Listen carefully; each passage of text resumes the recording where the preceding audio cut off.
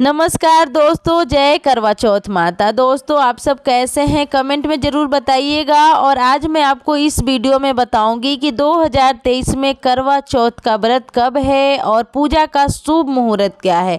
क्योंकि देखिए, शुभ मुहूर्त में पूजा करना ही अति उत्तम होता है, शुभ होता है। क्योंकि हम पूरे दिन निर्जला व्रत रखते हैं और अगर हम शुभ मुहूर्त में ही पूजा ना करें तो व्रत का कोई मान्य नहीं होता। दोस्तों कुछ लोगों के मन में सवाल चलता है कि अगर हम हर साल करवा चौथ के व्रत रखते हैं तो क्या हर साल सासू माँ के लिए बायना निकालना जरूरी है। अगर हमारे सासू माँ हमसे दूर रहती हैं तो क्या बायना निकालना जरूरी है। अगर हम बायना निकाल भी दिए तो क्या करवा चौथ वाले दिन ही हमें बायना देना जरूरी है या फिर बाद में भी दे सकते हैं। अगर आप करवे में कोई ऐसा मिष्ठान भर रहे हैं जो कि ज़्यादा दिन नहीं चलने वाला होता है, खराब होने वाला होता है और आपके सासू माँ आपसे दूर रहती हैं तो उस मिठाई को क्या करें, खुद खा सकते हैं या फिर सासू माँ के पास जाएंगे तो उस मिठाई को लेके जा सकते हैं। कुछ लोग के सास नहीं होते हैं तो उनका भी एक मन में सवाल चलता है कि क्या हम भी बायना निकाले या फिर नहीं निकाले, और अगर बायना निकाले भी तो हम किसे दें। तमाम सवालों का जवाब मैं आपको इस वीडियो में दूंगी। सबसे पहले जान लेते हैं कि 2023 में करवा चौथ का व्रत कब है और शुभ मुहूर्त।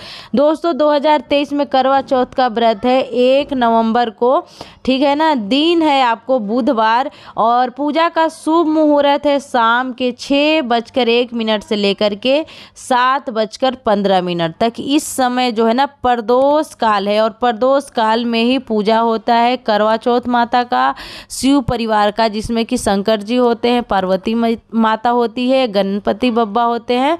ऐसे करके पूजा होता है प्रदोष काल में। तो इसी तरीके से दोस्तों आपको प्रदोष काल में पूजा करना है। क्योंकि देखिए, अगर आप पूरे दिन निर्जला व्रत रखते हैं और फिर आप प्रदोष काल में नहीं व्रत करते हैं तो फिर कोई मान्य नहीं होगा। बाकी आपको अर्घ देना है जब चांद निकल जाएंगे तो उस समय देना है। बाकी आपको पूजा कर लेना है 6 से 7 के बीच। चलिए, ये हो गया। पूजा सामग्री के पूरा डिटेल टू डिटेल वीडियो मैं डाल दी हूँ इस चैनल पे, आप लोग जाकर के चेकआउट कर लीजिएगा। बहुत अच्छे से समझा दी हूँ क्या क्या आपको चाहिए।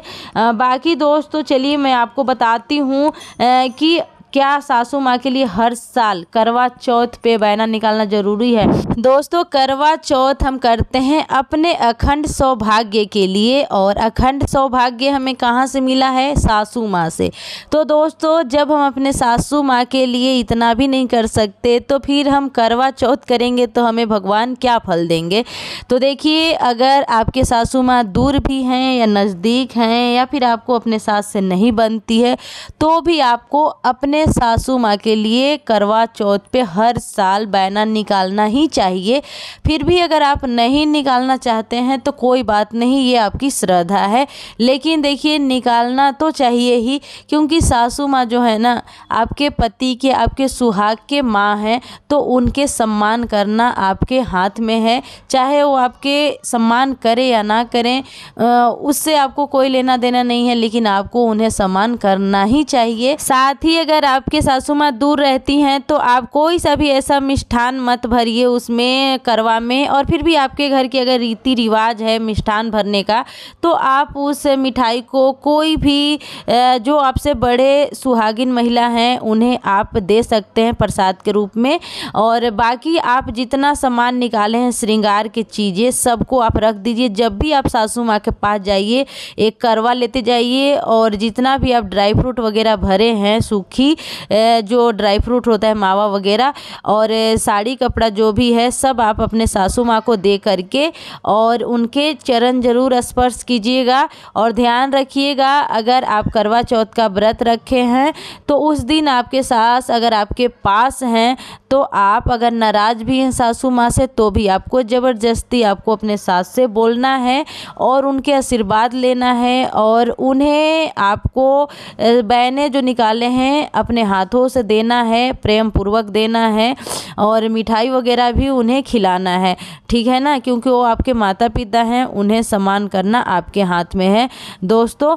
बाकी देखिए, अगर आपकी सासू माँ है ही नहीं, मान लीजिए आपके सास है नहीं, तो भी आप बायना निकाल सकते हैं। बायना आप निकालिए और पहले तो आप गौरी मैया को चढ़ाइए। चढ़ाने के बाद आप कोई भी बड़े महिला को, जैसे आपकी ननद हो, जेठानी हो, ससुराल पक्ष में जो भी आपसे बड़ी हैं, तो आप उन्हें दान कर सकते हैं, जिनके आप पैर छूते हैं, और आप उनसे आशीर्वाद ले लीजिएगा। अगर वो सब भी पॉसिबल नहीं है तो आप पंडितानी को दे दीजिए, ये भी सबसे शुभ होता है, और उनके चरण स्पर्श जरूर कीजिएगा।